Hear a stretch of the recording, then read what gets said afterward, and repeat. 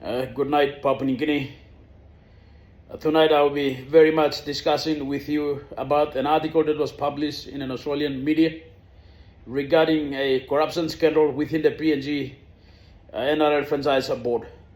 While we are very much aware that the alleged corruption flagged by an Australian journalist or Australian media has got nothing to do with PNG NRL Franchise Board is concerned, but I've read many social media commentary by many Papua New Guineans from all walks of life, and some have raised concerns and say, why are Australian media journalists flagging corruption issues that has got nothing to do with PNG NRL Franchise Board, or that has got nothing to do with Australian taxpayers' money?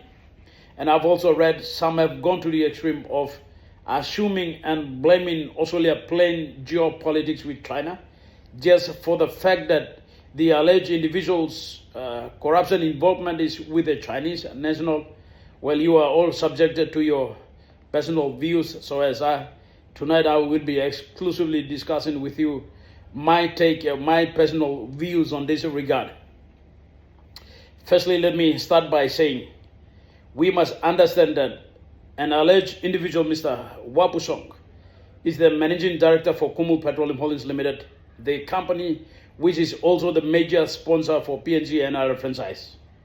And we must also understand that the alleged individual, Mr. Wapusong, is also one of the directors on the board of PNG NRL franchise. Number two, we must also understand that Australian government has committed Australian people's taxpayers' money, massive $600 million.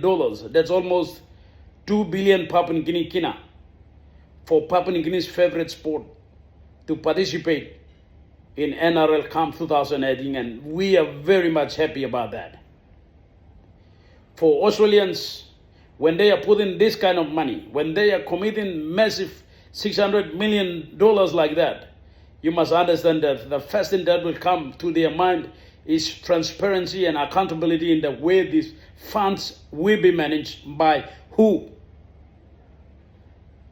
For Papua New Guinea, we take no issue on this. We can appoint someone from the streets, someone who is corrupt to the core without due diligence, and we celebrate his or her appointment as success and achievement.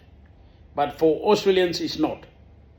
For Australians, if they are putting this kind of public money, all they want from us is a transparency and accountability in the way these funds will be managed and who in particular will be responsible for this kind of money. So Australian media flagging this, you must understand that Australia is not playing geopolitics, but Australians have only doing their due diligence on the people who's going to be managing the funds. And in this case, Australians or Australian journalists or media have done due diligence on one of the directors of PNG NRL Franchise Board, Mr. Wapusong. They have done their due diligence. That's what they have done.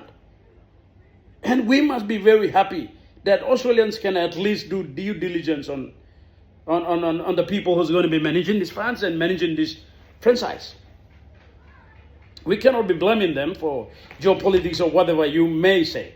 Australians have done very much due diligence on those people who's going to be managing these funds. Number two,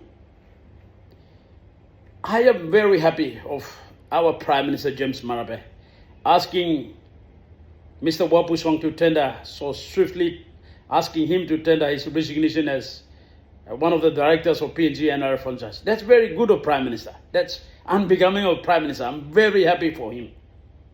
But the question that comes to me, Prime Minister, if you were very genuine in this case, Prime Minister, did he fail to understand that the alleged corruption dealings has got nothing to do with PNG NRL Franchise Board, but Prime Minister failed to understand that Mr. Wapusong's alleged corruption is got to do with managing Wapusong as managing director for Kumul Petroleum Holdings Limited.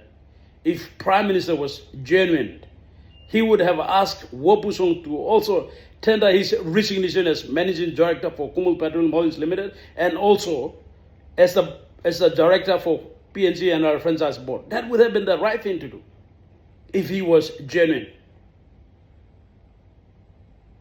Secondly, Prime Minister, if he can have that same kind of courtesy to call so swiftly or quickly ask Wapuson to tender resignation just because it was flagged by an Australian media and Australian journalist, can he have the same kind of courtesy when it's been flagged by Papua New Guinea media and Papua New Guinea journalists? This is a first of its kind I'm hearing, and Papua New Guinea will confirm with me on that regard. Many a times, people have raised, Papua New Guinea media and journalists have raised such allegations on our politicians, on our ministers, on our public servants who are CEOs, managing directors, department heads.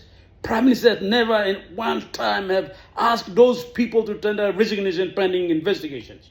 Has never done that. If Prime Minister is very genuine in this case, can Prime Minister also have a courtesy to tender his resignation as Prime Minister pending the investigation on his Paraga saga? He hasn't.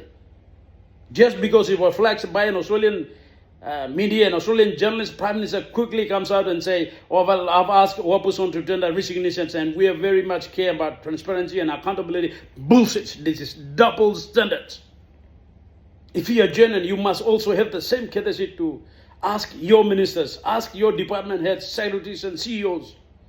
Ask yourself to tender resignation when it's flagged by Papua New Guinean media and Papua New Guinea journalists.